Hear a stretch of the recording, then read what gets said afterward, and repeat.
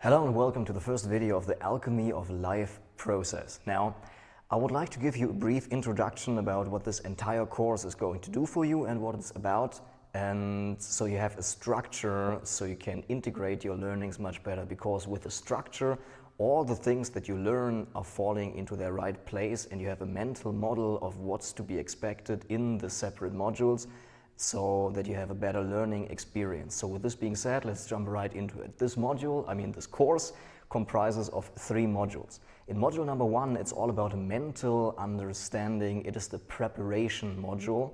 And in module 2, it's all about learning. This is the emotional module. Module 3 is then the actual module where we go into action, and there it's all about integration. So it comprises of 3 sections, so to speak. The preparation, so we prepare well to actually take in what the process is all about, then we learn about the process, and then we make sure we really take it into our life and integrate it, and this is what it's all about. Now, it is also split in the 3 components of mental understanding, emotional knowledge, and then action, so that you really take what you've learned mentally and emotionally into your life.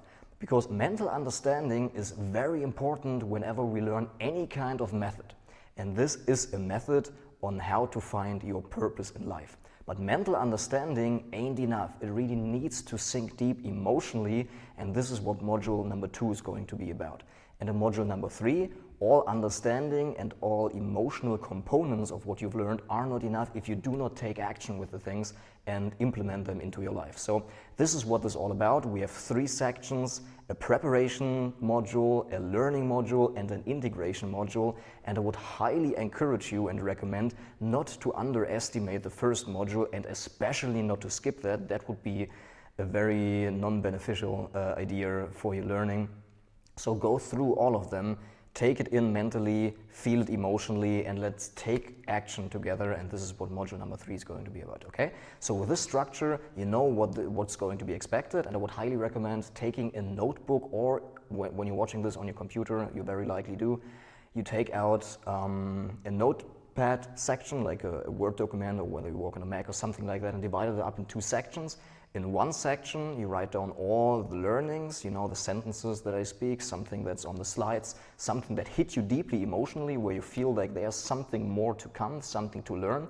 And then the second one is all about implementation. So which changes are you going to make?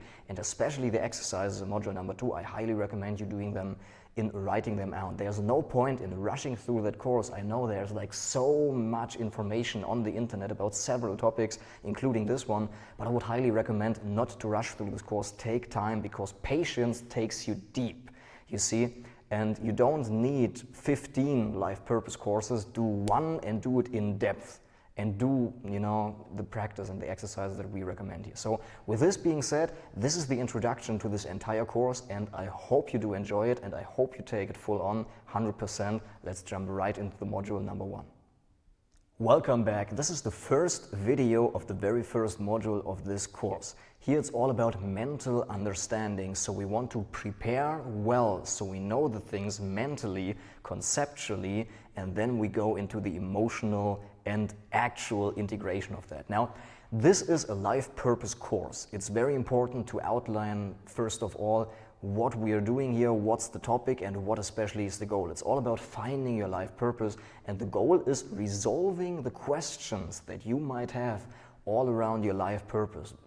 Is there a meaning to life? What's the meaning of my life? Which way shall I go? What to do, and how do I do it? And which person to listen to? And all those questions, I hope that they will resolve during this course, and this is what it's about. So you gain clarity. This is the goal. Now, when we talk about life purpose, there are 2 aspects of one's life purpose that I want to outline here, because this is important. Number 1, it is the purpose of becoming one with life, knowing who you are.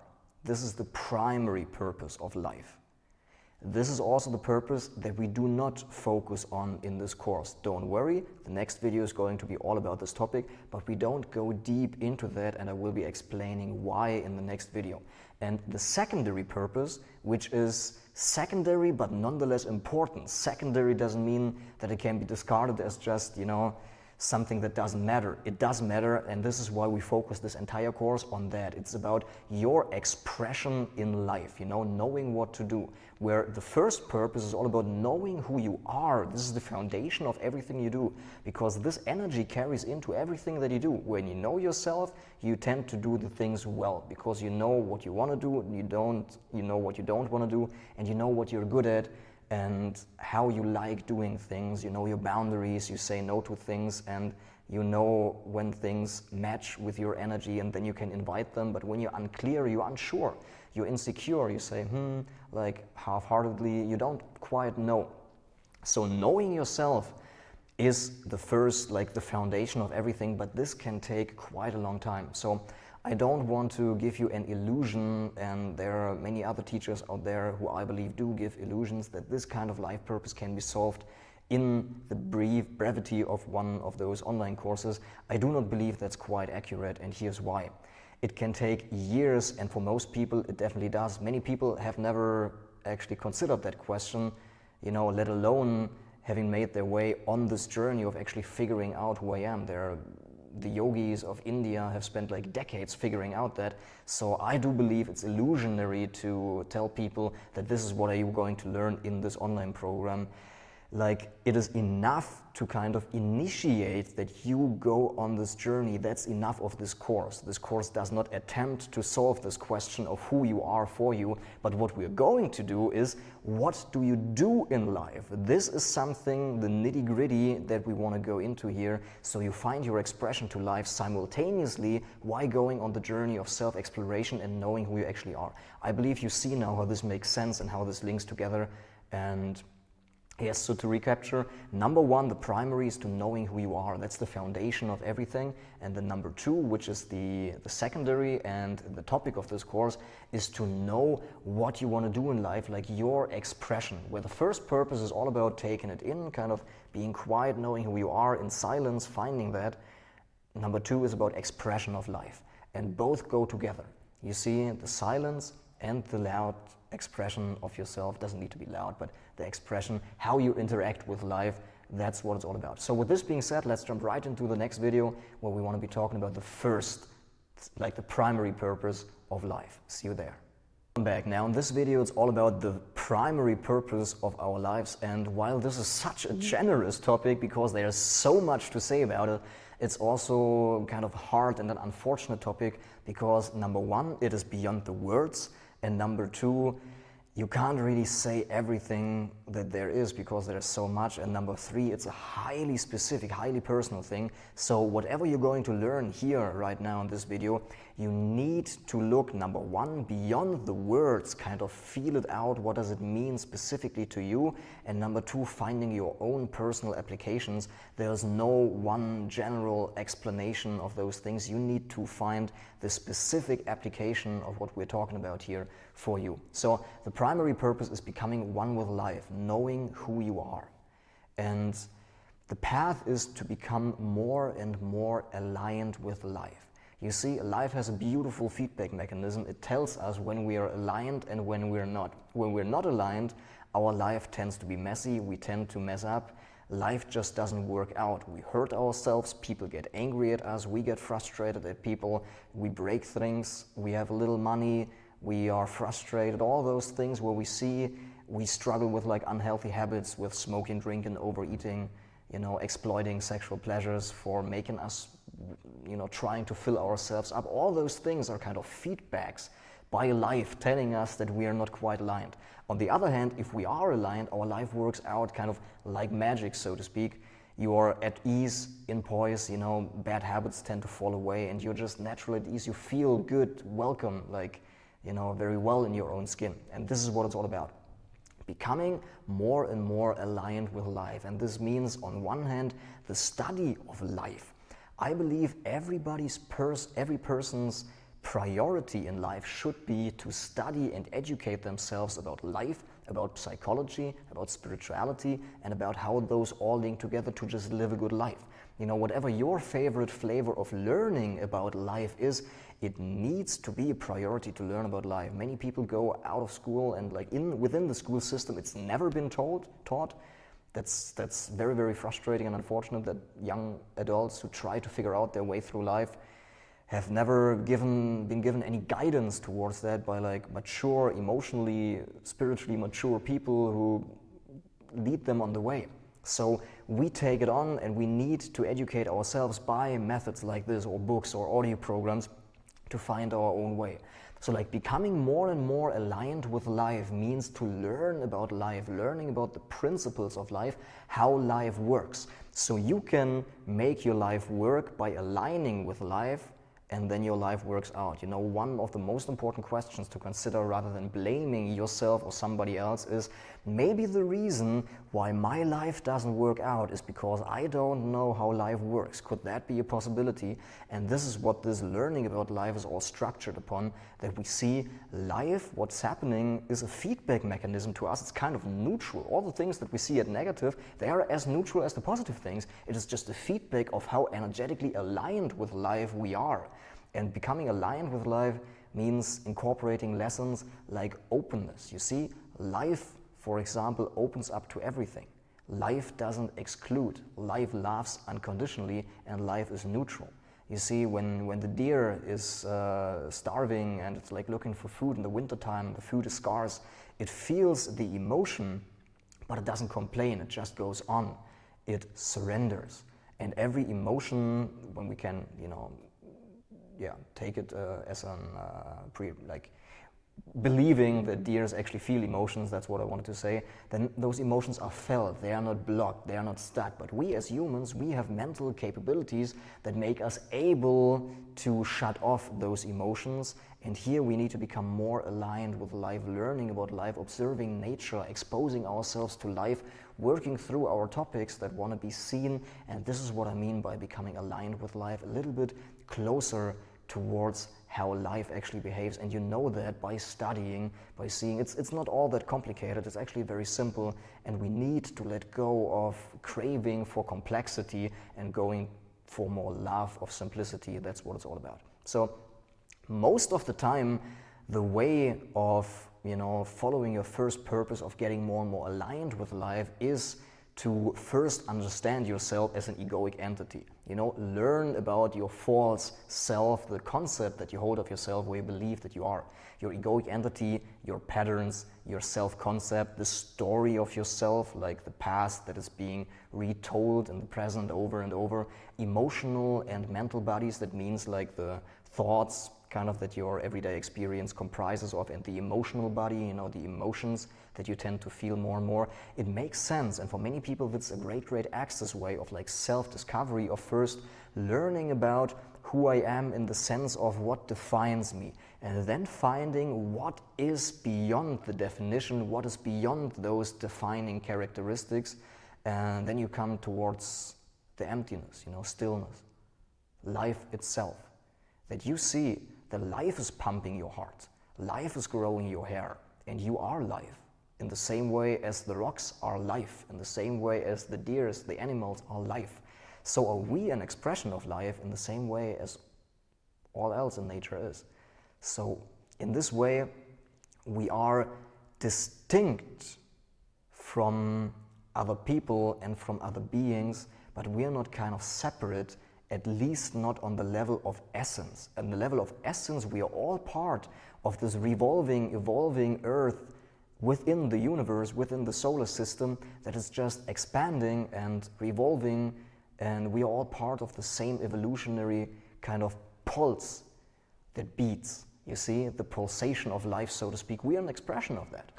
So, with this being said, one of the ways that's employed by many people is the way of self-discovery, learning about the things that comprise your mental identity of, and then letting go of that, having seen those characteristics, letting go of that, and then seeing that which is beyond. And this is the first purpose of life, because when you know yourself, when you know your essence, you don't have any other choice but to be aligned with that. And life then will respond beautifully, and you will see that things are falling into your place because you are being yourself. You don't try to be different than you are, because life doesn't try to be different than it is. Life just is. The deer doesn't try to be different than it is, nor does the bug, nor does the plant. They don't have any mental concept of who or what they should be, neglecting what they actually are. It's good that we have an idea, can kind of mentally anticipate what is going to be, but not at the negligence of what is right now. This is the punchline. So in this way, we have to become more and more aligned with life.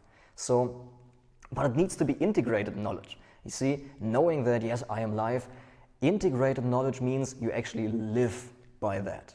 You have integrated it deeply so that there is no other, like, living in delusion is not even an option anymore, because you've integrated that knowledge that this is the only thing that makes sense and this is your first purpose. So a little guidance for you on the way, make yourself on the way towards consciousness work, whatever that might mean to you. What it means for me is to see those topics that you have, the emotions that come up and the thoughts and characteristics that you see yourself comprising of, and holding them within consciousness. That means getting rid of the stickiness.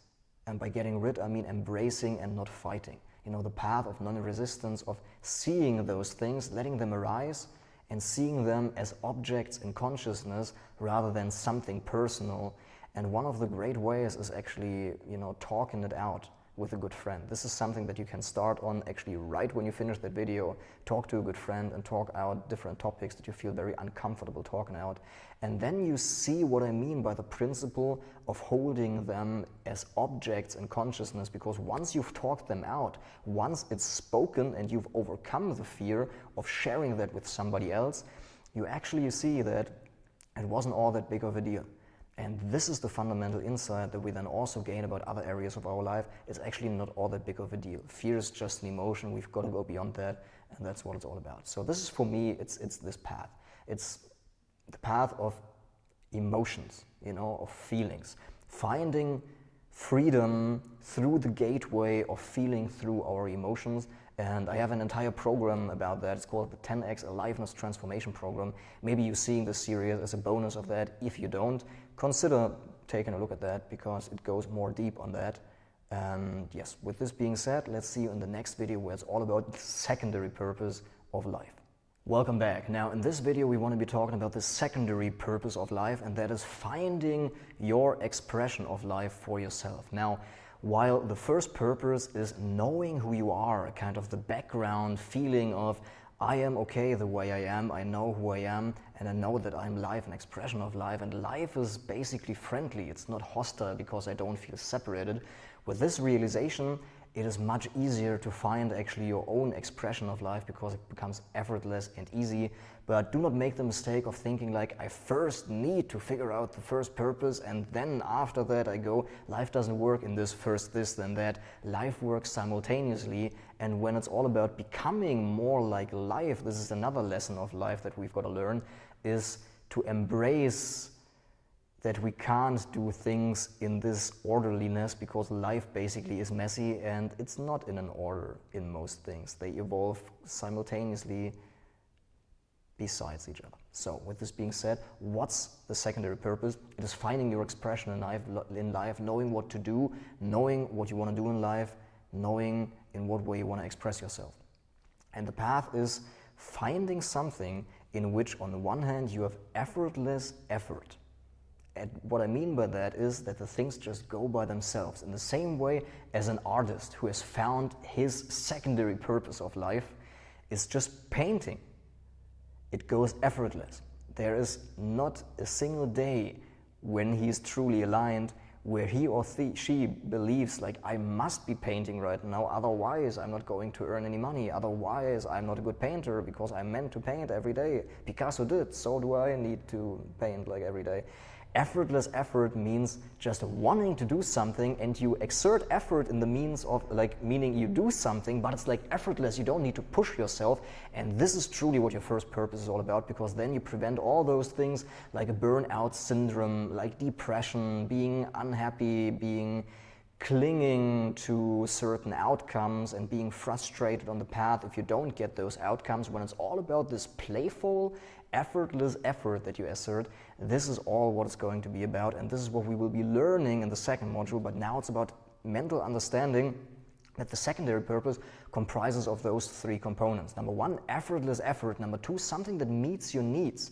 And we will be going in module number 2 and module number 3 deeper in what needs are there to be met, but it needs to be understood that you have to derive your emotional nourishment out of the things you do in life, because the only reason why you wouldn't, you see, why you would do something that does not meet all your needs is because out of fear. That means you believe you need to do something else that gives you money or whatever, so you neglect your emotional needs of those things that really make you feel alive and fill you up. And this is a delusion we need to get rid of. We need to focus on the things that meet our needs emotionally, so we have what we need, we are full of energy, we are alive, we feel inspired, and we can take this energy to our family, to our partner, to our co-workers, employees, to all the people that we touch, because basically everybody wants to be a nice person to be around, don't we? So we need to make ourselves happy first, and this is finding a secondary purpose where you do the things that you love and that give you good emotions. Not exclusively, do not cling to don't be too picky, you see, you need to feel that out as well. But it means on a consistent basis, you have the needs met because you do what you love. So this is number 2. Number 1, effortless effort where things go by themselves. Number 2, not only do they go easy for you because you have natural inclination to do those things, but they also meet your needs, so you become emotionally independent in your work. You don't do anything that starves you emotionally because you actually neglect the things that you should do that really fill your needs, and this is what life wants you to be. And number 3, you combine different fields of interests to one unique expression of who you are. And this is what the process in module number 2 is going to be all about. Finding those areas of interest, pulling out what attracts you and bringing that together so you create a unique life. Your life can be, greatly modeled by a role model that you want to be a chef, and you go to a beautiful hotel where the staff is nice and you like your employer and the general environment, and this is what you want to do. That's fine. That's a very, a way that has been gone by people before you, but sometimes it's even necessary to find a very personal and unique expression of what you want to do, and that could be like a chef on a sailing boat, or a chef for spiritual retreats, or a chef in an elderly home, or for disabled children, or even filming yourself and selling online products or coaching people on how to build a restaurant business, or graphic design, especially you see what I mean? You have to find out different areas of interest so it really fits to a unique picture, a unique expression of who you are. And these are the 3 things that the secondary purpose is going to be comprised of. So I would highly recommend jotting those down, and after finishing that video, going over those and reminding yourself of what are the things I already do as a preparation for the second module. What are the things that I already do that are effortless in effort, that fill my needs, and that combine different areas of interest to one unique expression of who I am. So with this being said, let us jump into the last video of module number 1, where it's going to be all about the number 1 skill that we need to learn in order to harness this course and really milk it for results, and this is intuition. So with this being said, let's jump right into the next video. Now this is the very last video in this first module, and here it's all about the number 1 skill, at least from my point of view. This is what I felt, the number 1 skill on finding your own path in life, of following your purpose, and this is intuition. We need to learn to listen and receive this intuitive guidance that just knows best what are we meant to be doing, and how we do that is part of this video. So we need to make it a priority of getting in touch with our feelings, of feeling everything that there is. This is, in my opinion, the path towards intuition, because intuition is a feeling. There are different feelings. A feeling is everything that you can feel. Feelings are body sensations, feeling is intuition, feeling are emotions, and feeling are the deeper sentiments of fulfillments. This has a different quality to it, but all of those 4 things you can feel, and intuition is one of those. Now, with this being said, with the general ability to feel, we are also harnessing kind of the effects of all of those four, meaning that we feel more what's happening in our body, we feel more our intuition, we feel more our emotions in general, and we feel more fulfilled because we have access to those deeper sentiments which are very, very subtle. So the point I'm making is the priority to learn how to feel and getting in touch with your emotions, because these are the easiest things to learn to feel on. Practicing that with your emotions, getting in touch with your emotions and feeling everything that there is the path that we need to make a priority. And if you take anything from this first module, okay, maybe two things. Number one, like the distinction between the first and the secondary purpose. Number two, that we need to make it a priority. I really want to hammer it down because this is so crucially important and will transform like every area of your life. Getting in touch with your feelings and feeling everything that there is, not exclusively focusing on the good, on the positive emotions, but on the negative as well. Feeling everything that there is, because this will get us back in touch with feeling, and with feeling we don't not only receive kind of our emotions, but also our intuition.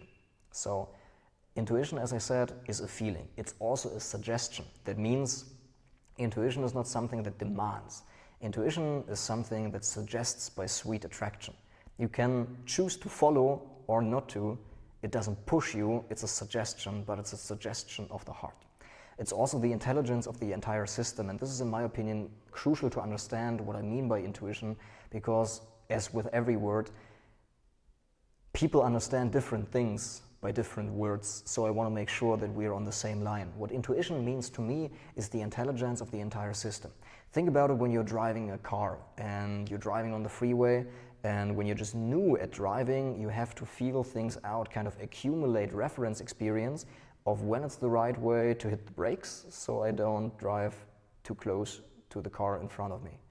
And at some point, you've gained enough reference experiences, also emotionally loaded kind of reference experiences, so you know, you feel it out. And this is the intuition that suggests now going on the brakes. This same thing happens with the people you encounter. You meet a person and afterwards things turn out that they might be different than you actually initially thought they would be.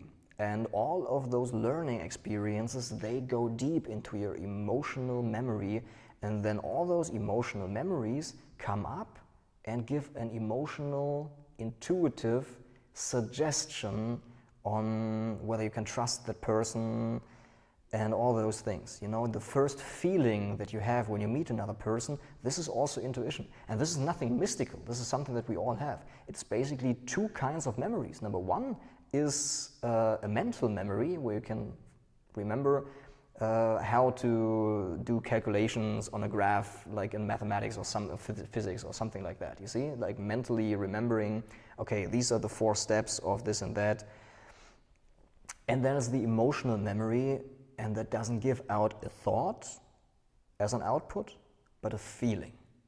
And this is what intuition is. So it's the intelligence of our entire system having accumulated all of our life experiences and giving out a suggestion on what to do, taking in so much more factors than just our mental memory, and in this way, in my opinion, being the superior way of knowing what to do in life, because your intuition knows you best. Your mind doesn't. Your mind calculates, but your intuition feels.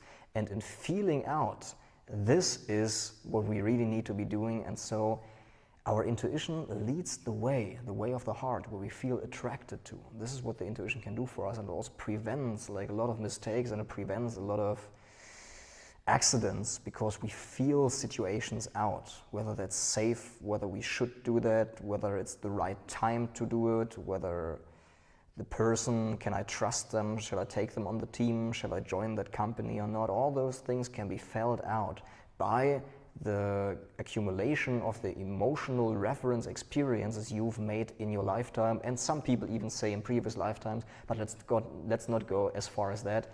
Let's stay with this lifetime, because that's enough to understand and harness the intuition. And now you hopefully see that the point number one, the punchline that I'm making, is making it a priority to feel everything that there is, even if it's uncomfortable, but we need to face that.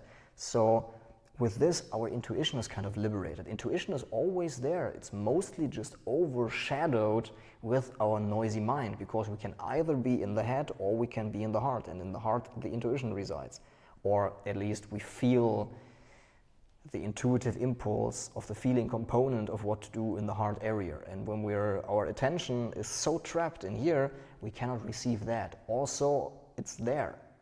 So we need to focus more here, and we learn that by learning to feel.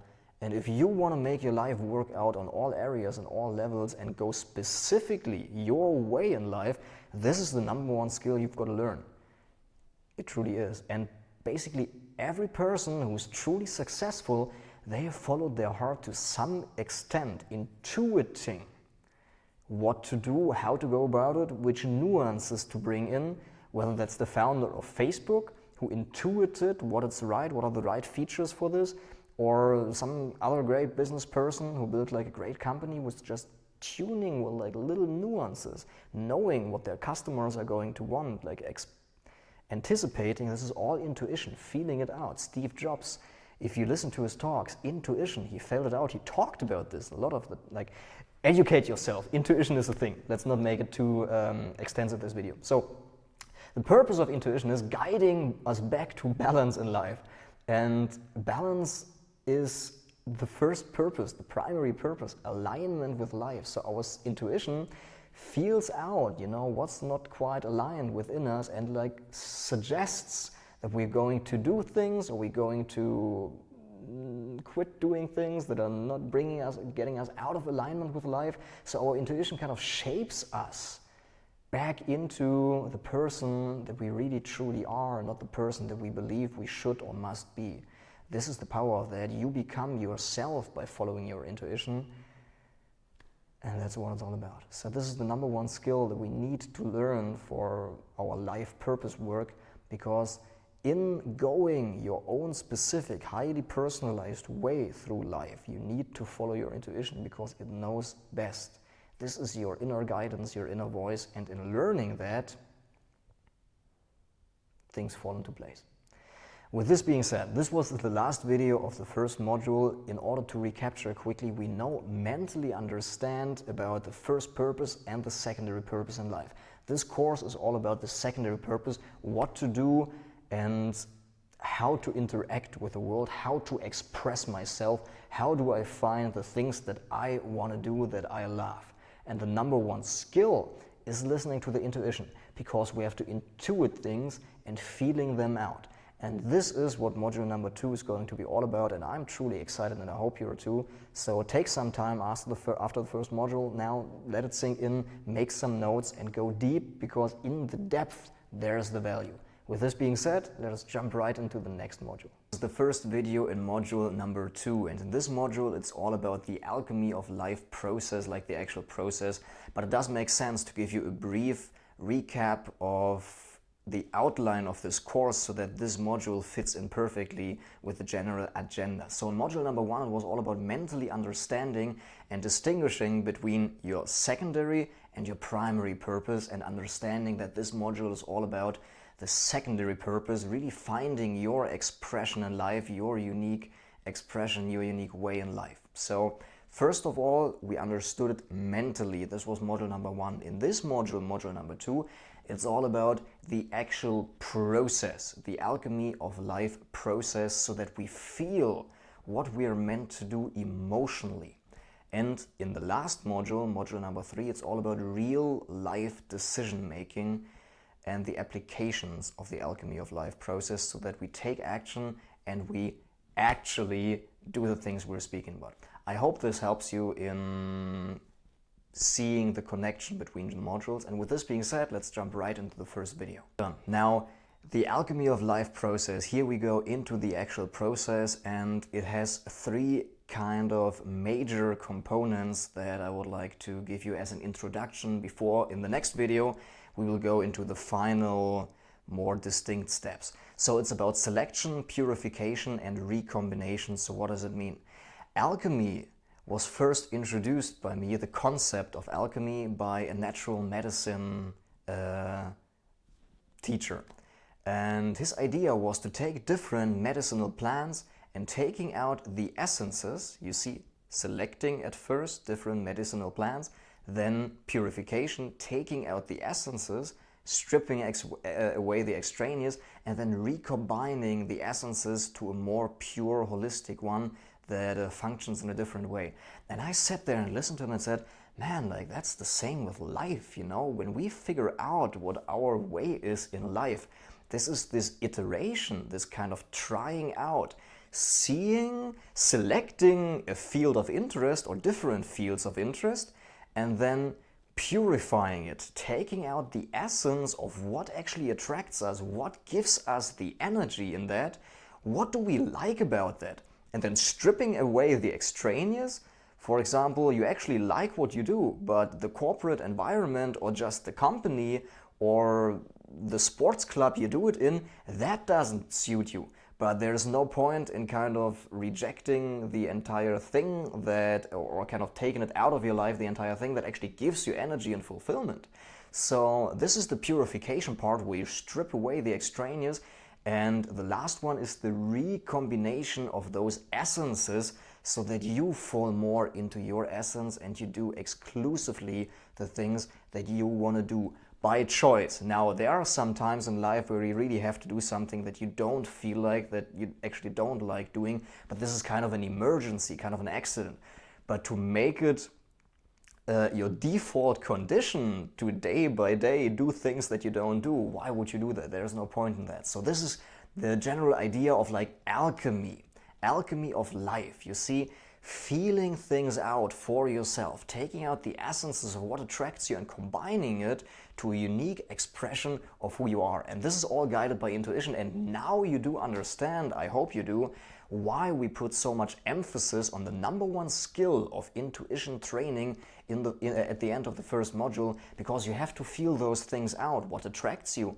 What doesn't serve you? Like, what can you strip away? What are the fields of interest? How can I combine them so that it expresses myself more accurately? This is all guided by intuition. So intuition is the number one skill. We really feel out those things. And as I said, the goal is to find a more true expression of who you are.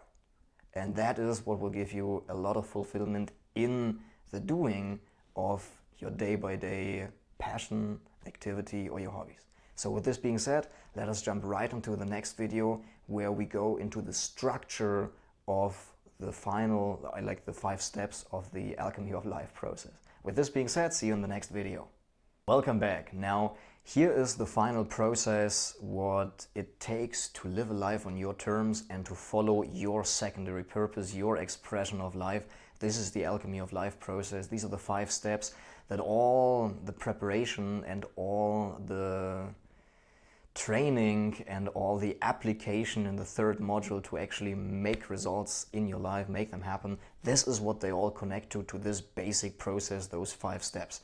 So number 1 is to start out where you're at. This is very important, that you know what you want. You see, you have fantasies in your head of what you want to do and what you want to achieve and how you want your life to be, but you need to start in the presence, like in your actually right now, present time reality, and start feeling out of what attracts you. To see, like you see, to not live too like only in your head of let me now think about what attracts me, what do I like, what don't I like, in a very theoretical way, in an only mental fantasy way, but starting out where you're right now, because the reason why you are where you are right now is because something attracted you. Something in that felt right to you when you choose like a path of studying in university, the subjects, or where you chose like a relationship, or you chose a hobby, or your work, or something like that, that you connect to your purpose, your secondary purpose, your expression in life. Something of that attracted you, and you have to start where you are right now, analyzing your life right now as it is, with the things you do. So the step, this is first to like very important to understand. Like second step is then pulling out the essences of attraction of what is right now. So what is it in the things that you do right now in the activities, in your work, in your hobbies that truly attracts you. And in the next videos, we will be going all into areas, basic areas of human interest, so you can really check and tick from the list that I will be giving you what are the areas that attract you. Because now to come up with something is very hard, but if somebody gives you already kind of a pre-selected choice, which is well thought through, and you can pick and choose which areas attract you, this makes it more easy. So right here now, purpose of this video is to give you the outline so that you understand. Then we go into the areas of human interest and the human needs, and afterwards we have another video on the alchemy of life process, and then all those things come together. It is often not as easy to explain a complex process, especially because it's such an important topic. It's basically your life. You see, so take a bit of patience. Right now it's only to let it sink in and to understand the process theoretically. You do not have to come up with all the answers right now, but it makes sense to start thinking about it. So pulling out the essences of attraction, of what are you doing right now, what attracts you, what do you like about it. And then step number 3 is cutting away the extraneous. I'll give you an example. Maybe you do some sports, and what you actually like about it is the training, the preparation, and also because you happen to be the leader in your sports team, this motivating people or taking out people out of a bad state and being there for them, going for a walk and like giving advice. What are exactly, the essences of attraction, of why you're doing what you do? But then you might end up very unhappy in your sports team because something with the coach is not right, or you feel it's taken too much time away, or like I feel so drained afterwards. But there are a few things that I actually do like. Pulling out those essences, because those needs that we will be going into as well, they can be met in a different way. So you do not have to slave and do things that you don't want to do. You can create a life of your choice, and this is what it's all about. Becoming sensitive for what attracts you in your life, and then cutting away the extraneous, stripping it from all the things that you believe that come with that, like you can't have everything. Who says that, you see? You actually can. You just need to make it a choice of inner exploration of your motives, your needs, and what you actually need for fulfillment to fill you up and stuff.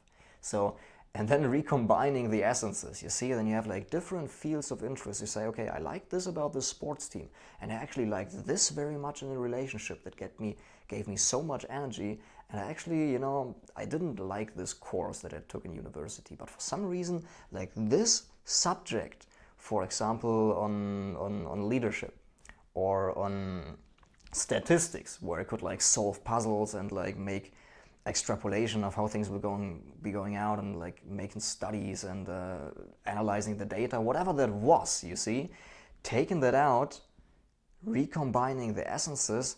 So you might find that all you want to do in life is to bake beautiful little tortlets and cakes and film yourself and sell online courses. So you combine the mental work of figuring things out technically, combining that with actually giving webinars on the internet, so you can have like Q&A with like people that admire you, that respect you, and that seek your help, also making a lot of money and being able to travel due to setting those courses successfully, and also doing what you love. It's like baking. But if you would be just like a chef in some kind of bakery somewhere else, all those other things that you enjoy, they wouldn't be there. You see what I mean? So you can create a life of your choice, but you need to combine all those different areas of interests that we will be going into in the next video. So recombining those essences to a unique expression of who you are, there's always a way. Now, I cannot tell you the exact way. The beauty of that is you have to figure it out. What I can give you right now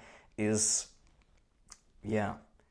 that you can be sure, that you can rest assured that there is a way for you to combine those areas of interest, and you do not need to settle to do something that you don't enjoy and that you don't like on a consistent basis.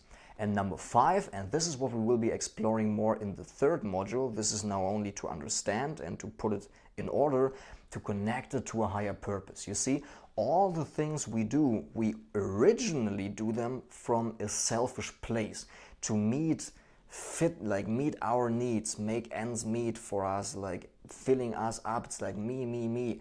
But then really feeling through those emotions of scarcity, so that are behind that give the drive and the energy, feeling through those emotions, and then an inner transmutation happens.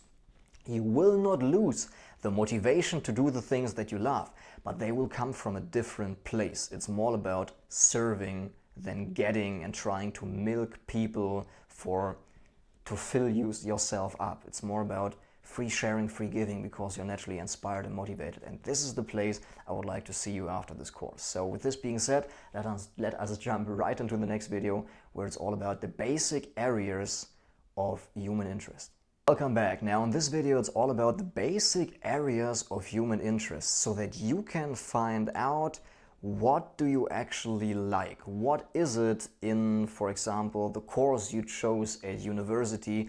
What are the things that you really like about it, so that you have it more specific? Mostly we tend to then reject the entire path, so that, yeah, like studying is not for me.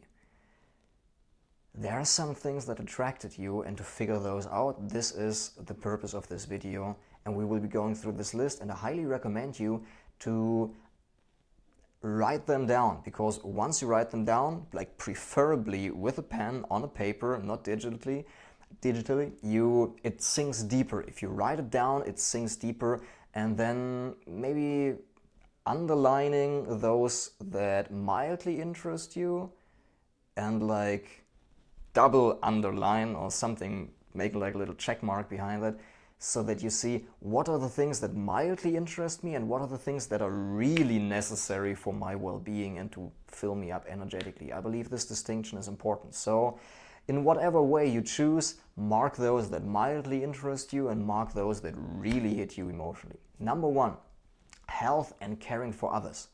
This is a great motivation in nursing, if you work in a kindergarten, also like in a primary school. Caring for others, being there for others, this is a great interest that can be met in very many different ways, and you have to find your own way how to do it. It does not need to mean that you work in a hospital. People I've met, for example, they serve or prepare the food for healing ceremonies or other types of healing work, and like spiritual seminars, which is a more, a different environment. And the same need is met. You can still be the supporter, but at the same time, it is an environment that really nurtures your soul, whether most hospitals are actually very detrimental for anybody's well-being, especially for the employees, because it's so much high stress. So is it that? Is it like health or caring for others that you really care deeply about? Or is it more leading people, management, organizing events? Do you know that there are many people who actually love just organizing events? Who love to lead people? Or like, are you comfortable in a management role where it's not really so much about creating something on your own, kind of this entrepreneurial or like craftswomen kind of stuff? It's more about leading people and like creating a system which you construct, and you are there as a role model for people, and you organize things. Is that? So this is another area of human interest. Very distinct from understanding people, the social dynamics, psychology, and human behavior. This interest, it's all about understanding people rather than leading people. You see, the leader also has a true motivation to understand people, but it's different. People with the third area of human interest, they like to just sit there and listen. It's all about psychology. They like to read self-help books, how to apply that to others, and social dynamics. So is it that? Maybe you see when you chose your course in university, it was exactly that in statistics that you liked so much. The psychology, the figuring things out, understanding people, but you might not have liked the general structure of academical learning. And I take this example so often because it's one of mine. You see, I believe everybody speaking from personal examples is very rich in experience, but find the things out on your own, you see? Is it that interests you? Or is it more about education, learning and teaching others? Giving value to others by you being in the teacher position, which does not necessarily mean you become a school teacher, you see? You can also do seminars, or you can also, when people want to get their driver's license, be there and explain those things to them, like, the rules of traffic and whatever, you see? It does not necessarily need to mean that you have to take on a job in a school as a teacher. You can teach others in very different ways. It's most important right now to understand that this is some area of your interest, what you would like to do. Or is it more about the arts, sports, expressing yourself or impressing others? And here, being honest on yourself. When we say impressing others, it has a little aftertaste of, that's bad, that's egoic, I shouldn't be doing that. But it can be transmuted. To a higher purpose where you actually serve. So many actors, actresses, or comedians, they still have this deeply ingrained need of impressing others, but they do serve. They give value by lighting people up. So there's nothing bad about it. It's just about being truthful to yourself, speaking your truth, knowing your truth, and being able to see that. So is it that?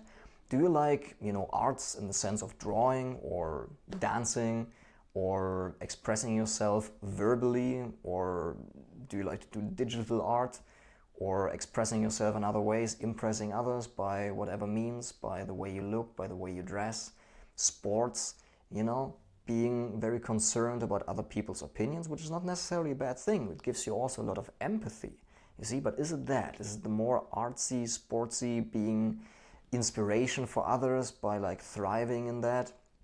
Or is it more economy, business, creating wealth? I think this is pretty self-explanatory what I mean by that. Is this the areas? Do you like to sell stuff? Do you like to create a business? Do you like to interact with customers and feel important as a businessman or woman? Is that what you like? So something, either you underline it once or twice when it really hits you, figure it out, feel into it, see if that's an area that you like. Or religious, social interrelations, or philosophy, thinking about society, about politics, about how things work together on a global scale, social interrelations. Is that what you like? Or is it more nature, biology, animals, plants, all the nature itself, you see, learning about everything that's out there? And you don't need to become a marine biologist to satisfy your interest in nature. There are so many other ways. You see, for example, you could have a bicycle rental. If that's what you like, you combine the economic thing with the nature thing, and all the people come in and you can give advice and this little area there is beautiful to drive around, take out your bicycle, and you see what I mean? You can figure out the things, how you meet your needs. Or is it science, more thinking, planning, collecting ideas, figuring things out, theories, hypotheses, testing, planning, making studies, science, learning, being right, also criticizing others in a very playful way so that everybody grows? Is it that? Also more creating things, for example, woodworks, artworks, or pottery. Do you enjoy that? So what is it? Now I've given you a list of basic areas of human interest, and as I said, from starting out where you are right now, feel into what attracts you. And these are the essences of the activities of what attracts you. And in the next video, we will all be going into the needs. This is more the psychology side, but they both go together. They're nuances. They can't really be delineated and distinguished. They both go together, but this is more the area, the general area of interest of what do I actually like, and then the next video is going to be about what feeling is it that I truly like about that. So with this being said, I hope you have checked a few or underlined a few so that you know what really attracts you in the things that you do right now. So with this being said, let us jump right into the next video. I'm back. So now that you know what areas, basic areas of human interest there are, now we go into the human needs, because it is very important that your secondary purpose, the things that you want to do in life, they go effortlessly and they meet all your needs. Now, it must not become kind of an obsessive thing. The most important thing here is an attitude of trying courageously and then evaluating truthfully. Just trying things out, you see? Move it, change it, adjust it, see what happens without being stuck in this analyzing pattern. So what human needs are there, and I would recommend you to also underline and double underline the things that really hit you and underline the things that mildly hit you also from this list. So we work on kind of two ways: the basic areas of human interest and the human needs, and then you figure out what do you like most about those, and after that you've gained a much more clarity about the things that you do right now. And then we go into the next video, and this is the last video of this module, where we recapture the entire process and where we bring all those together so you know which decisions to make, and this is what module number 3 is going to be all about. So with this being said, let's start. First one on the list is love and connection, interacting with other people. Some people have more of a need for that, but this is a basic need of everybody. Now, the thing to evaluate for you is how much of a need is that? Is it crucial? Do I crave that on a daily basis? Or is that something that comes just by itself when people give me a compliment and thank me for my work? Or is it really like crucial that I truly feel that day by day? Do not judge yourself. Your needs are your needs. You see, it's just about finding the lifestyle to meet your needs in this way. So interacting with other people, this is the social component.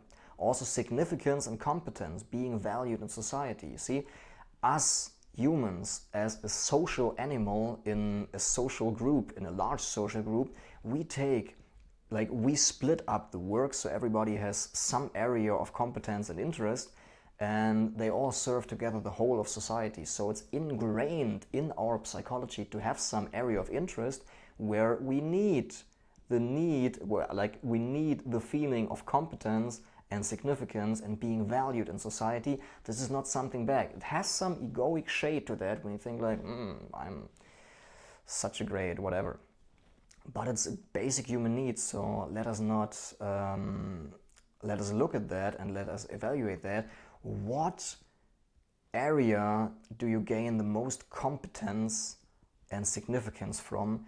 In which area, if you get really good at that, competent, and you feel good about it when others compliment you and you're being valued for doing or being that, which area is that most? Is it like being a leader? Is it like making great furniture? Is it like cooking beautiful jam, like strawberry jam? Is it being an inspirational business leader, like you running your own company? Is it in the sports team? Is it, what else do we have? You know, come up with your own answer. That's what it's all about, you know. Competence, significance, which area where I feel competent and significant, which area does me fill up most? That's what it's all about. Also self-expression, creation, interaction with the world, imprinting the world. This is another basic human need. We want to create, we want to make things happen. So also this need has different shades in different people. Find out for yourself if this is a basic need that needs to be met on a daily basis, that is very, very crucial for your kind of emotional aliveness and your emotional survival, that this need is being met. And if this is a priority to you, you need to extract the essence of what you're doing right now, maybe do more of that or do it in a different kind so that this need is met in a different and in a better way. Also balance between rest and physical movement. You see, some occupations just maybe are not suitable for you to meet your need for physical rest. This is also different in different people. Many people have like a great need for physical rest during the day. Other people have like a need for physical movement. This is what I believe is one of the great difficulties with young children in primary school, which is related to the ADHD discussion, that just young kids just need to move. And if they are forced to sit down, some personality types just can't handle that because people are different. And some kids just have this great need for physical movement, and if that's restrained, they suffer. And if you restrain yourself in an occupation where your needs are not met in this way, you also will suffer. So by knowing this first, pulling out the essence and then recombining it into a whole, like a unique expression of who you are, will end your suffering in this way. Most often we make it too complicated why we suffer, then we think like it's something back down in my family and like the lineage, like the things that happened in my childhood. Well, all those things contribute, and for many people this is really the case, but most of the time it's just the way we live our life just doesn't fit who we are. It's not an expression of who we are, it's an expression of who we should be. And this is what we will be addressing in the third module as well. So we tend to overcomplicate things out of fear. Most of the time it's just to realign what you do, and then also facing your feelings when you're not doing anything. This is kind of the primary purpose of like being able to be alone and be still with your feelings, but also then do the things that give you energy when you're doing things, like when you're working. Also realness, nature, truth, depth, emotional aliveness, authenticity, being yourself. Us being so constrained by the rules of society and the rules we have upon ourselves of how we should be and how we must be, we lose this aliveness. So there's a basic need for like truth, for like the realness, for like nature.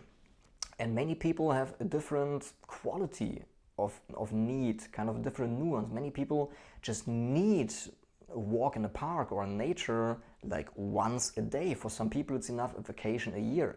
What is your need in this way? You see, figure that out.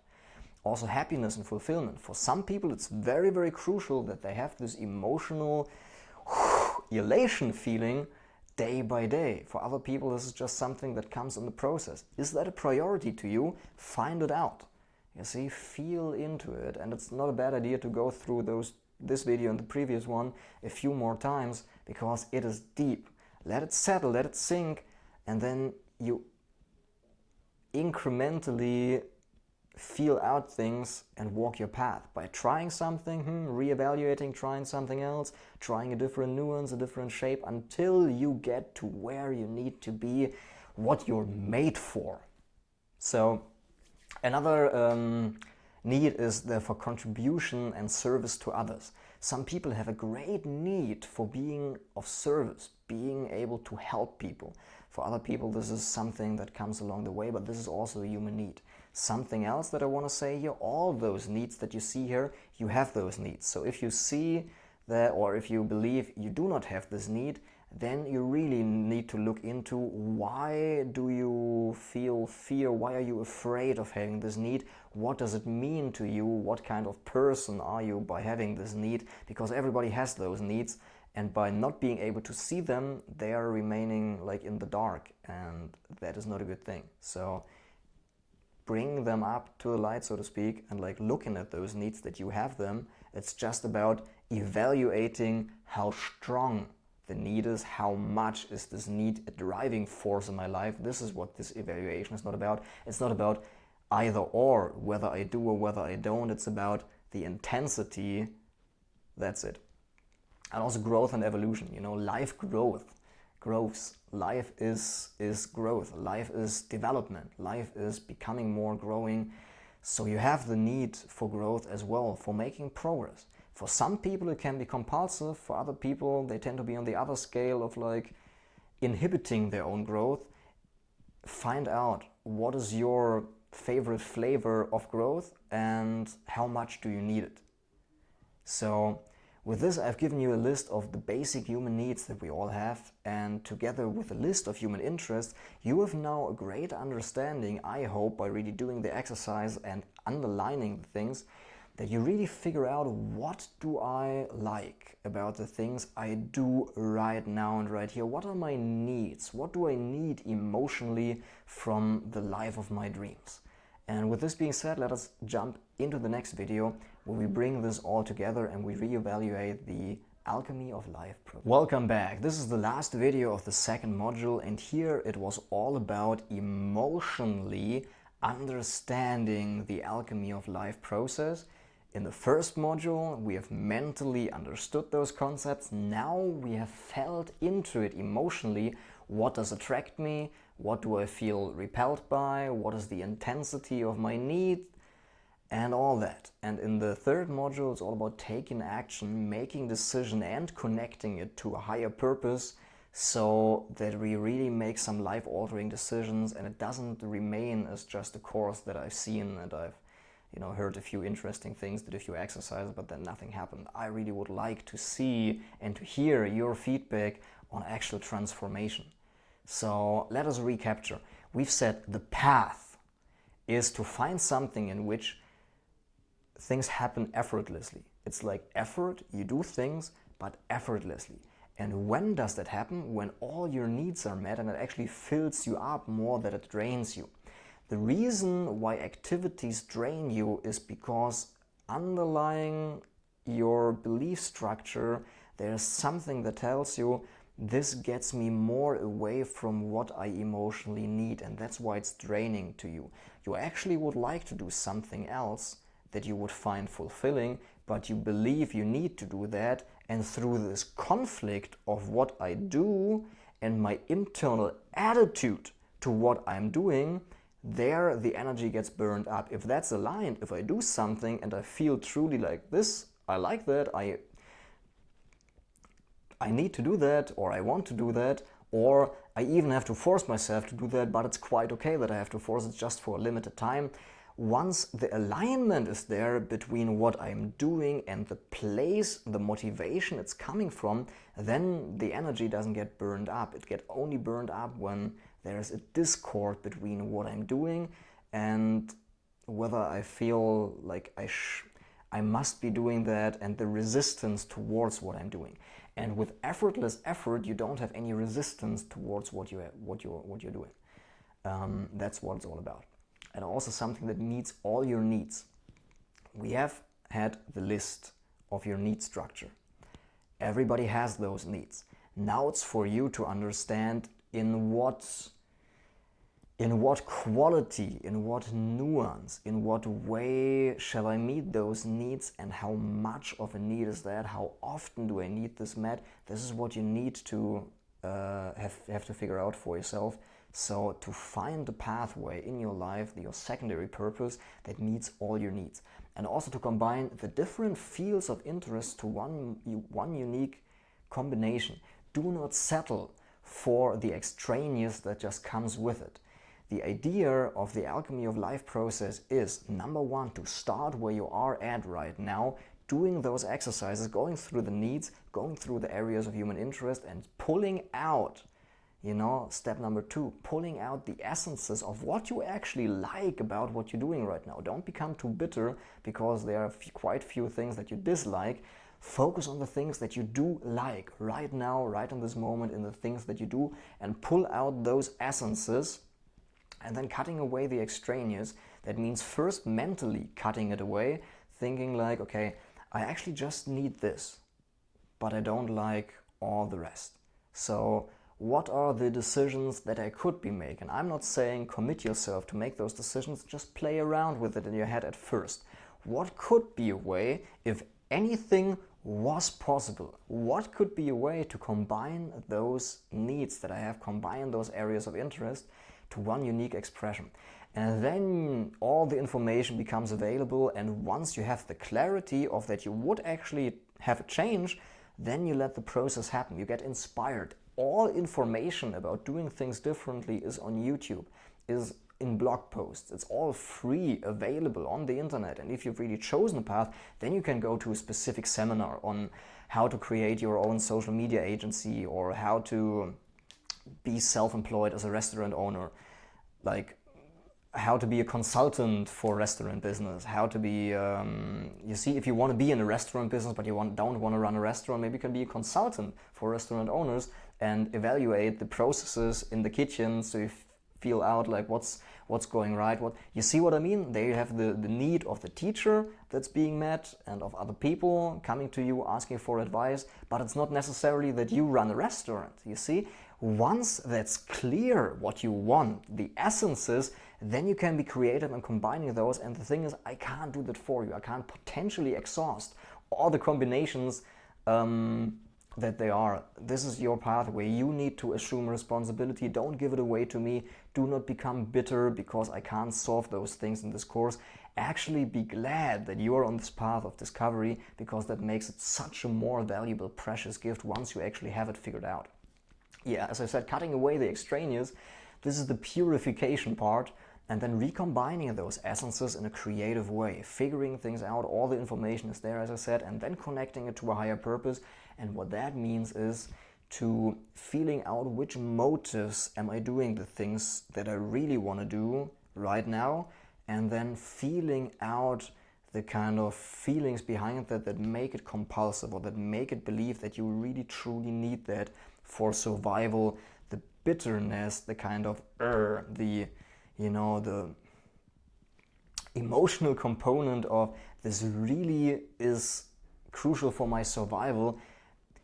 By feeling those things through and releasing yourself from those fears, a transmutation of the motive happens where you have the same areas of interest, very likely, but they are being shifted from wanting to get for yourself into I have everything that I need emotionally, and now it's just all about giving in the things that I like. This is then the transmutation to the higher purpose, and this is what we're going to be doing in the third module. So I hope this was very insightful, and I also hope that it was dense enough so that you actually could work through that, but that you feel that there's still something to come. I believe like this module can be gone through quite a few times, and I recommend doing that, but feeling it out, you see.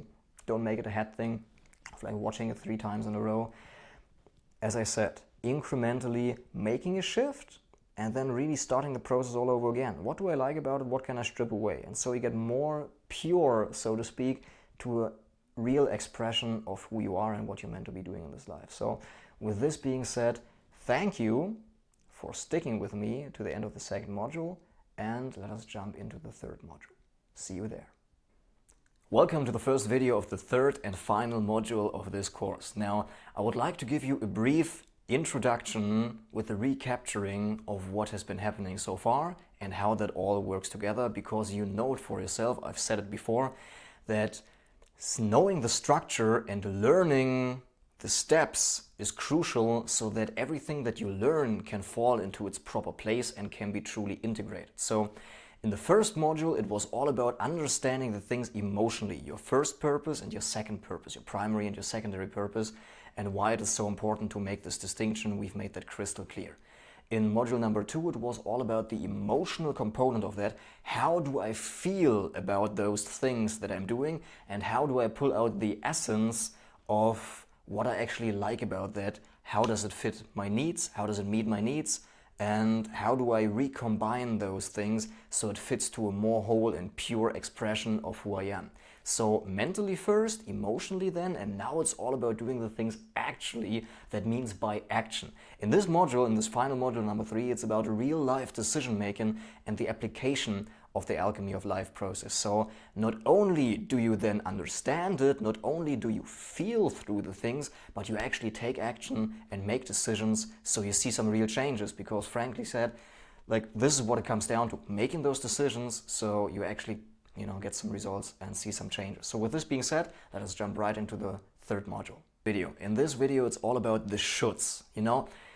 We either follow what our heart says, what we really want, or we follow what our mind says, what we actually should be doing. And this is the biggest discrepancy in the human psyche, in the human life anyway, that there's something that our heart suggests and then we do something else because we believe in doing something else we get what we need. And what we need is always happiness and fulfillment, because whatever we do, if you really boil it deep down and keep asking the question, why am I doing this? What's the emotional payoff? Why am I doing this? What emotion do I want to get from that? How does it make me feel?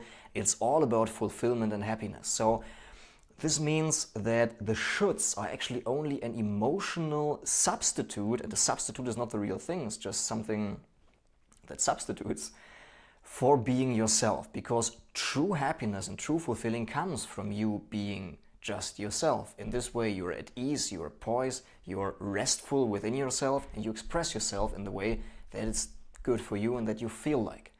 Now, by living from the shoulds in the head, that actually means that we believe, okay, I need to become this consultant for exactly this company at McKinsey, and then I will have the freedom and that will make me happy. Instead of finding what is really true right here and right now, who am I, what does my soul really want to express itself to the world, like what do I really want to do, what are my heartfelt desires, this will make me really happy and fulfilled being myself. But we believe in wanting to be something that we are not, something else, neglecting the state that is right here and right now, that this will make us more happy than who we are right now. But this all comes from the fundamental misconception that the happiness is only imagined, is only projected in the future, and the only thing that prevents our happiness right now is actually the thought about the future. So right now we are unhappy because we believe that we need to be doing this, so we will be happy in the future. But that's the fundamental misconceptions, as we shall see. Now, shoulds are taking you away from being yourself, because in being yourself, you just are yourself. But this requires facing some deep fears, that in letting go everything that you want to be, you're actually okay. And there's abundance of love and attention and everything that you want and need when you're being yourself, when you stop struggling, you stop striving. But it's important to see that in letting go of wanting to be different than you are, you rest in yourself. And frankly speaking, that's the only way to become truly happy. And I believe this is the core fundamental distinctions that we need to make, where people really start to shift, because I'm truly excited about finding a method, like a methodology for people, so they really make those shifts. And I believe it's about turning the things that we actually want, that we try to get by becoming something we are not, the emotional payoff of happiness and fulfillment, seeing that in wanting to be different, I actually prevent my happiness and my fulfillment, the deep payoff that I seek emotionally, and turning it onto itself, that by letting it go, facing the fears of letting go, of wanting to be different than I am, wanting to be that instead of staying where I am, letting go of that will actually get us to the happiness, and I believe this is the way to go to understand that. So I would like to introduce the topic of the core wound to you at this point, and maybe you've heard me speak about this before, because this is one of the fundamentals of everything that I give people. And that is, when a child grows up, there is a tipping point between having been unconditionally loved and then feeling that now conditions are being put on my behavior. That means at some point the parents sense that it now makes sense and it's the right time to teach the child the rules of the family and the rules of society. Previously to that, the child was given everything: love, food, attention, cuddling, everything that the child needs, and it feels like everything is being provided for. I have everything that I want, I just got to ask for it, in terms of like speaking, like shouting. It can't speak at this point, but shouting. And then the parents start, okay, now they sense like the child is growing more and more mature in its development, and now it's the time to teach it the rules. And now the child feels, well, I can't be just who I am, like express myself in the way I want to get all my needs met. Now I need to be a certain way. When the parents say, well, sit straight on the table, or don't eat with your fingers, or something like that, or don't be sad right now, in all those ways, the child then feels, okay, I need to be different than I am. Now I'm not enough anymore, and I need to alter myself to get this love and attention that I seek. Because as a young child, it is also a physical need. The child actually physically dies if it doesn't get this love also on a physical level. So it physically dies. So it's a survival mechanism to alter yourself so that you match the parents' expectations, what you believe that they expect you to do or to be, in order to get this love and attention that you so desperately need and crave. And with this, the core wound is born, of wanting to be different than we are. And this carries into adulthood, where we then believe we should be different than we are, because what we do right now is not enough to get what we need, so we need to alter ourselves. But in realizing that, it actually takes us further away from that. And how does that all relate to the entirety of this course? Maybe I should have said this in the very beginning, but the reason, like how that all fits together, is the only reason why we do not follow our hearts and live our secondary purpose and just walk our path is because we believe we should be doing something. This is a life purpose course. If you really want to find your purpose, you need to let go of all those shoulds. And how do you let go of those? By feeling it through. Feeling the fear of being yourself. Feeling those fears and then realizing on this, in the second vein, that what you actually want to get by altering yourself, you only will get that by being yourself.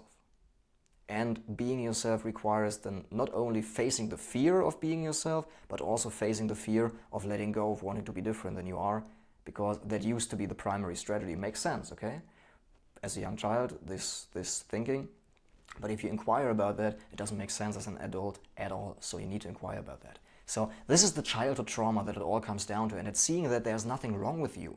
You see, some people have that in a more extreme form, some people have it in a less extreme form, some people feel truly frustrated and unhappy with the way they are, some people less so.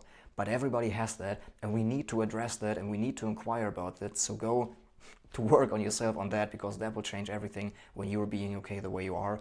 Life will come your way big time, and it's beautiful to see that. And I would like to facilitate that for other people.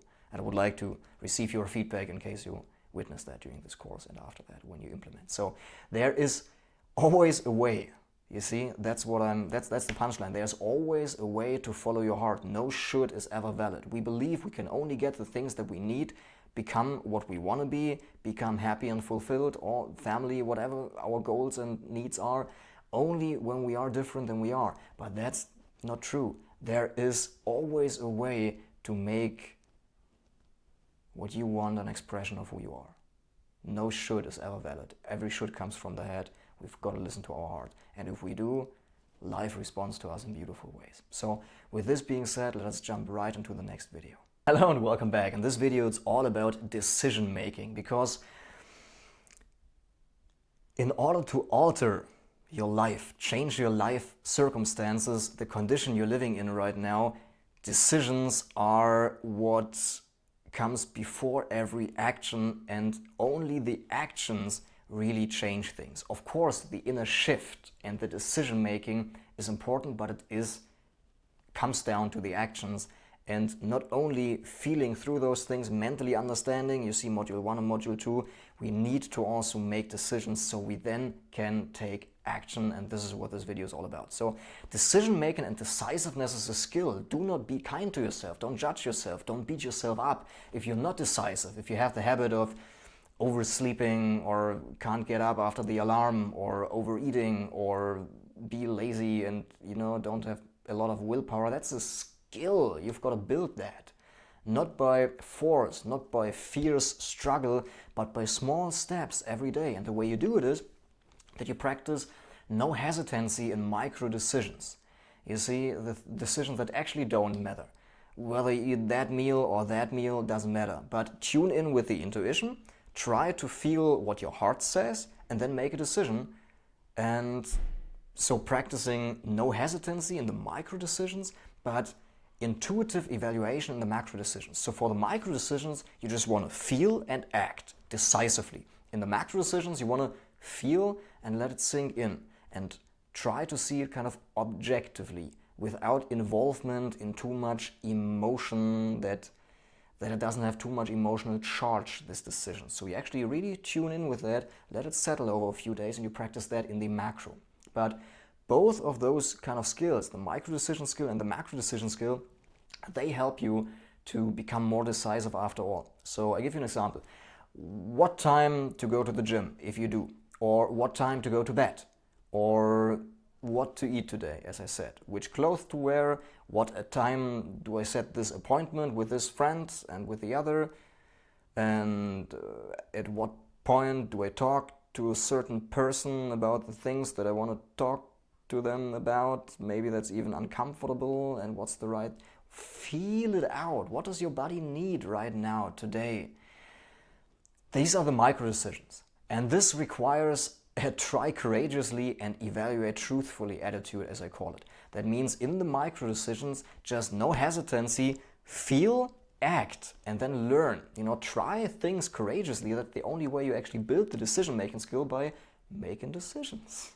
And then evaluating that truthfully, that if things didn't go well, then you evaluate that and you don't beat yourself up for that.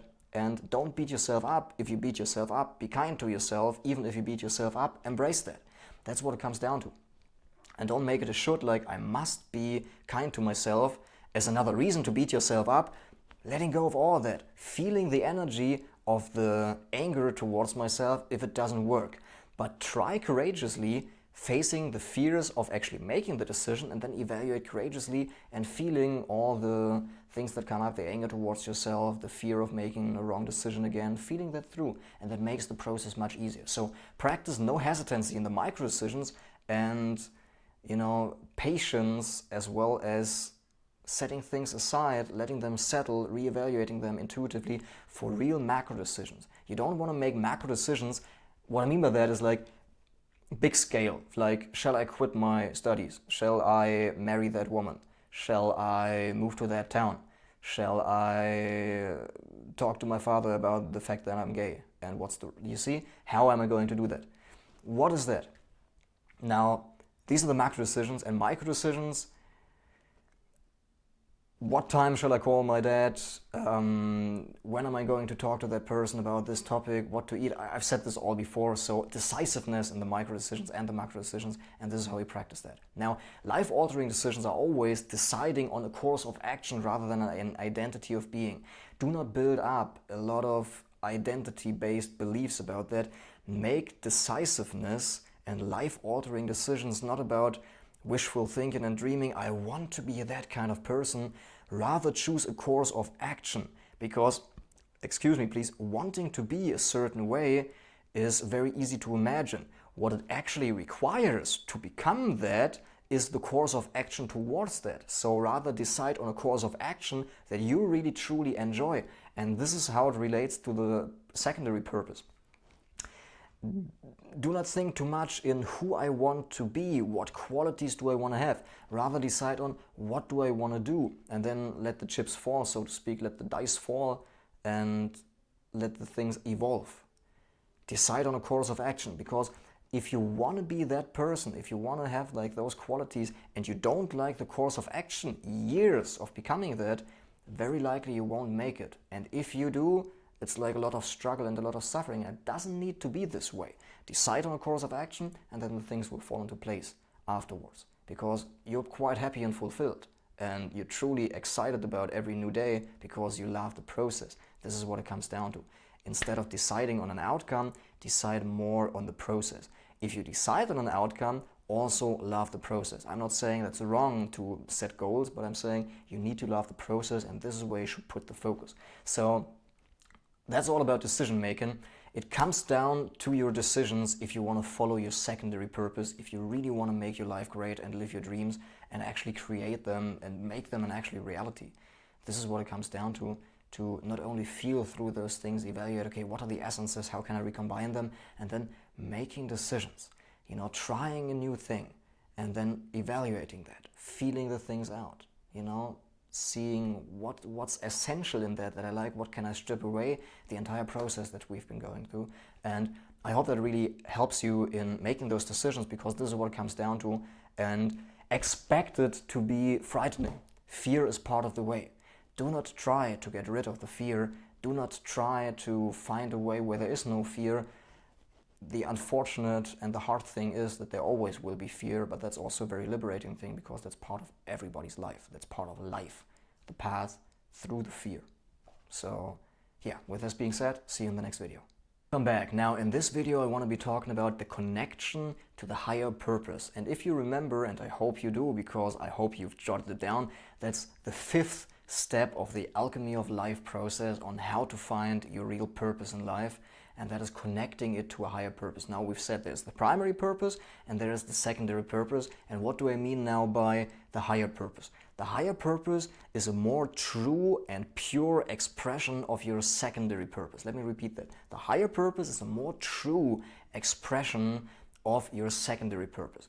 Your first purpose is to be aligned with life, and the secondary purpose is your expression towards life. But here's the thing to understand.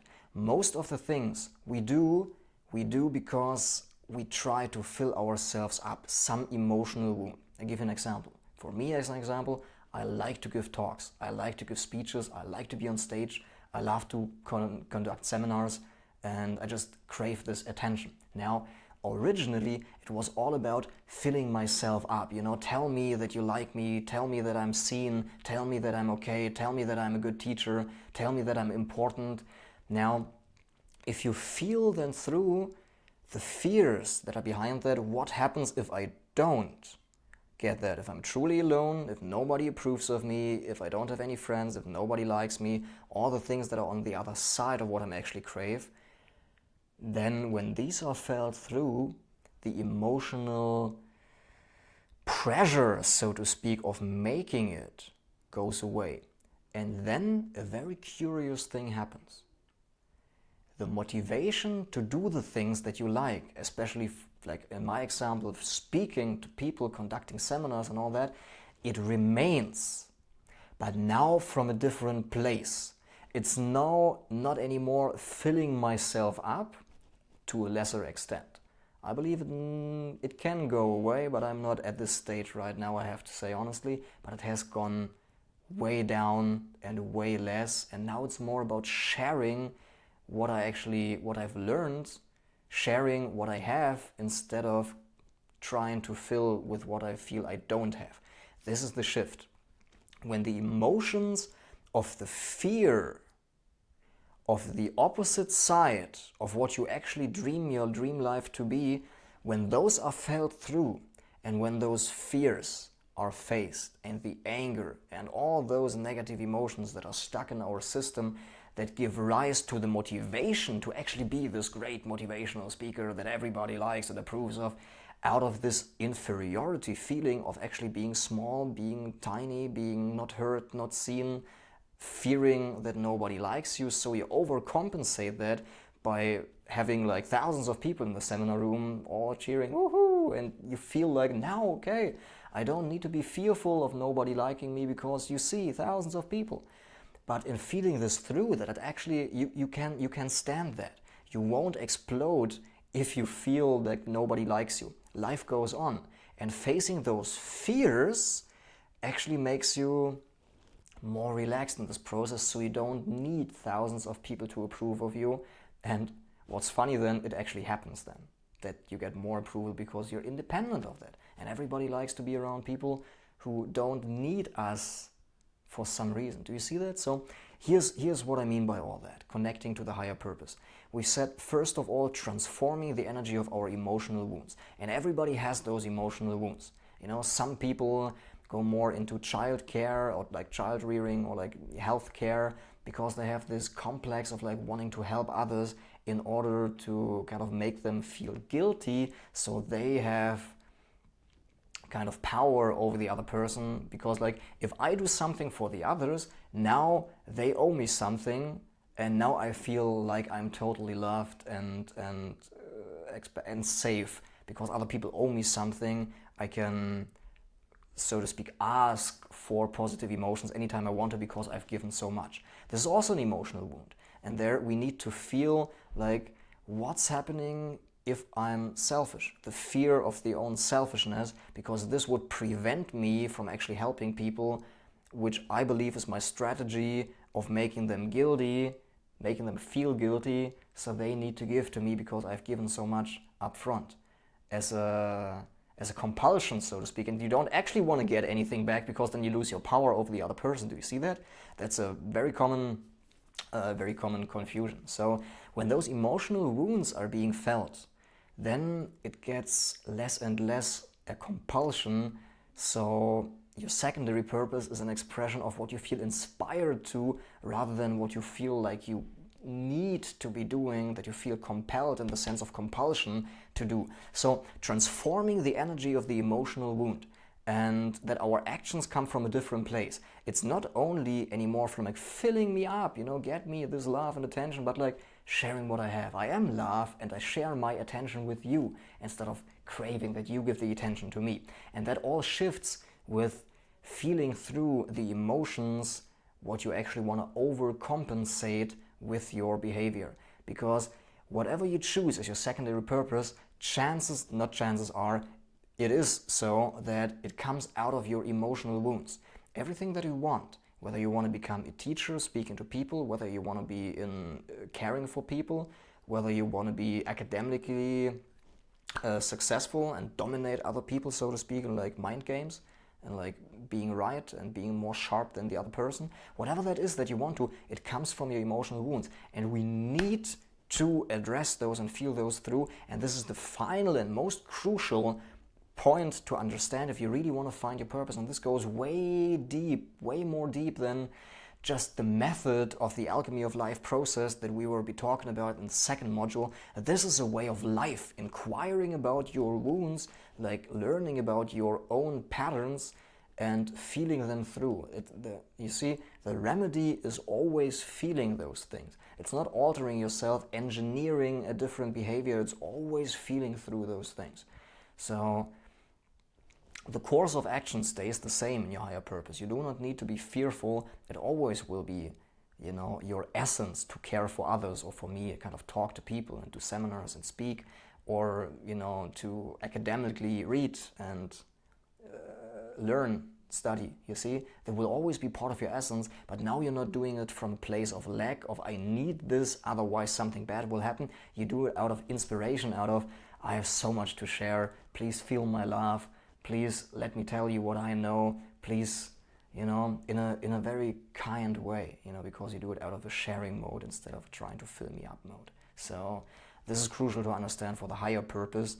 Then the higher purpose is a different motive. This is what it is, connected to service to others instead of self-serving behavior. So that's it. With this being said, let us jump right into the next video. You've made it through the entire 3 modules, and in the last video I want to give you a conclusive, maybe parting piece of guidance on your way, because I believe it's truly important to wrap things up so that they fall in the right order, and then you actually, you know, you understand, it all makes sense, it all comes together. So the alchemy of life process, in the step number 1, we start out where we are right now. You start here, where you are, letting go of the shoulds. Remember, we've been speaking about that, what I want to be, your future fantasies, but starting where you are right now, letting go of wanting to be different than you are, facing the fears of being yourself, starting where you are now, being okay with what you do right now, what is attractive to you, what's the essence of attraction even in your bad habits. Maybe very likely you will find that is ease and relaxation. So that's one of your needs. It's okay to pull out the essence even out of the bad stuff. You know, everything you do, start where you are right now. Face what needs to be faced, even if that's pornography or overeating or the things that you actually don't really want to find, picking your nose, whatever that is, you see, stupid things that you actually want to avoid, want to get rid of. What's the essence in that? Also starting with that, and also, of course, on the things that you find very fulfilling, your hobbies, your work. Start where you are right now, face everything that is there and pull out the essence. That's step number 2, pull out the essences of attraction from all that, and then cutting away the extraneous. Now, I like relaxation. Do I really need to pick my nose or watch pornography? Like, I really like to lead people, but do I really need to be a football player? Or can I combine that with my work if playing football feels not right to me? You see, what's the extraneous? What's the essence, and then what's the extraneous? Strip it away. That's the purification part.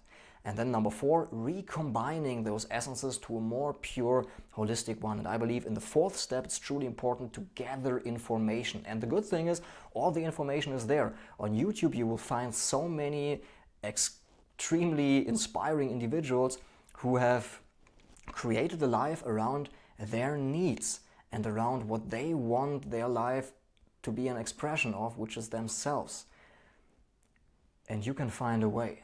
You find different people, you see what they do, and you think, and feel through it, like how can I apply that to my own life? How can I do something different and in the same way very similar without copying the other person and with being just inspired by what they do? And then facing the fears that come up, oh, I can't be doing that because what should other people think? I won't be getting what I really need. I need to let go of my current job. Man, what am I going to do with like little money? And yeah, those fears that come up, we need to find them. But as I said, the only way to become happy, my friend, is to be yourself. So we need to go through that. Life is also part hardship and hard times and decision making, which is uncomfortable. We need to embrace that even if it's not easy. So recombining the essences to a more pure expression of who you are, and then finally connecting it to a higher purpose.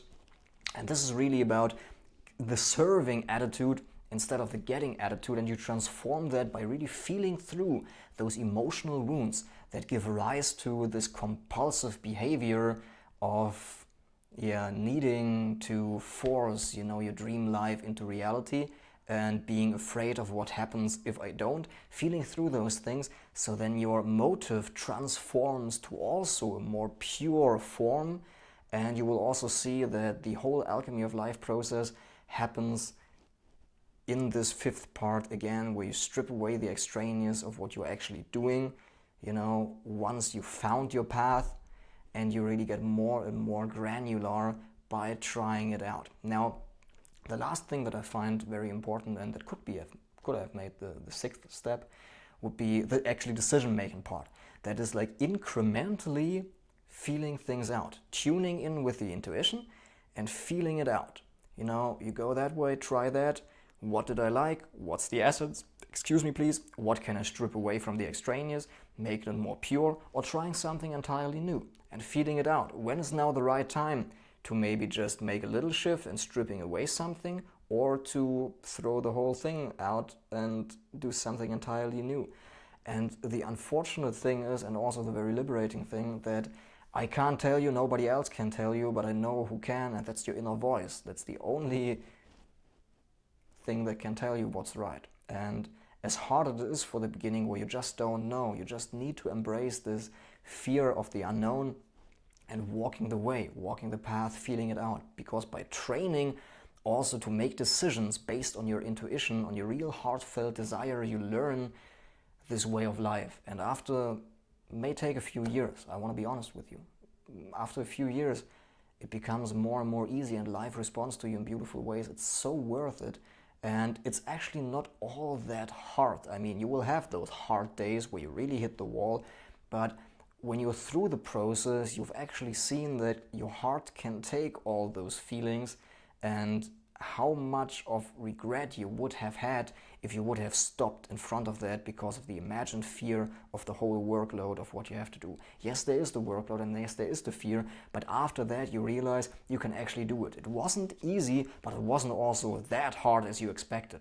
In retrospect, you believe like, I'm glad that I did. And it was hard, and I remember those nights where I was crying through the entire night and where I didn't know what to do and where things were falling apart.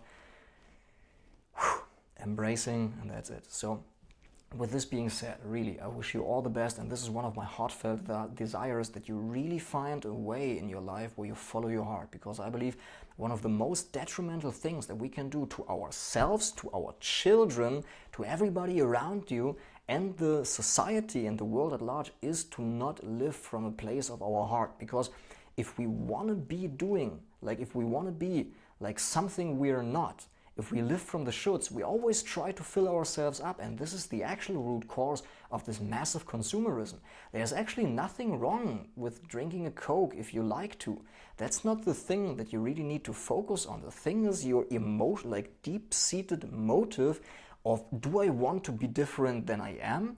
Do I try to fill myself up from the outside with positive emotions, kind of sucking energy from other people and from the planet? Or am I really truly okay with myself, and am I there to give?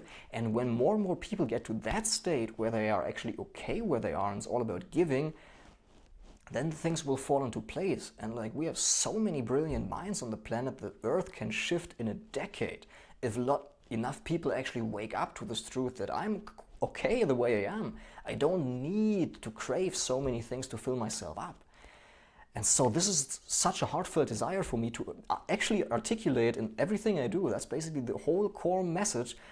In everything I do, it's all about that, being okay the way you are, but in different shades so it hits more people. So I would highly encourage you to really take it to your heart, not only for yourself, also for your children, because I believe you have like some responsibility to solve those things right now in you, so your children have then a better life and they don't carry the things that you haven't solved within yourself. They carry them on and they need to deal with that.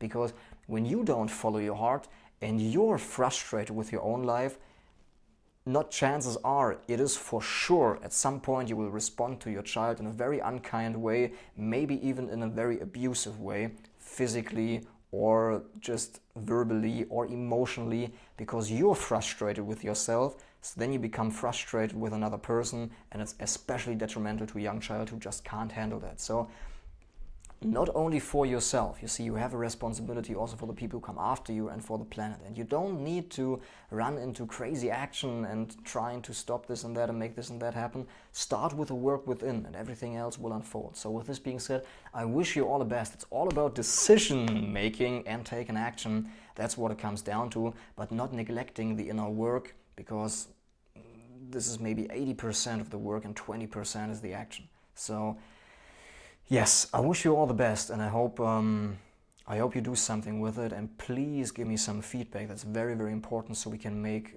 strip away the extraneous and make a more pure and whole, essential course for the second version of that, with the feedback that I gain from you, so we can make it even better for the people, so we can really make a shift and help people wake up, because that's what it's all about. That's the entire mission. And if you want to check out some of my other programs, please do so. You're very welcome to do so, because I believe they address different areas of your life. Same basic message, but we need to hear it in a different way. So it focuses on different shades. For example, my 10x Aliveness Transformation Program is all about energy, all about aliveness, inspiration, how to really raise your energy levels by feeling through your own things. And that can really help in this process as well, by the way. So I highly encourage you to check this out. And also, if you want to give this course to a friend, don't let your fear stop you of what shall he or she think. Give it to a friend, that you believe needs this information, and keep educating yourself. Whether from my content, from somebody else, even if I'm not your right teacher, go find yours, but stay with it, you see? It's not about making me happy, it's about you making you happy and seeking out what's right for you. I'd love to stay with me, but if you need to find somebody else, go and just make it a priority to make your life a beautiful masterpiece, an expression of who you are. And with this being said, that's it. I wish you all the best and lots of love.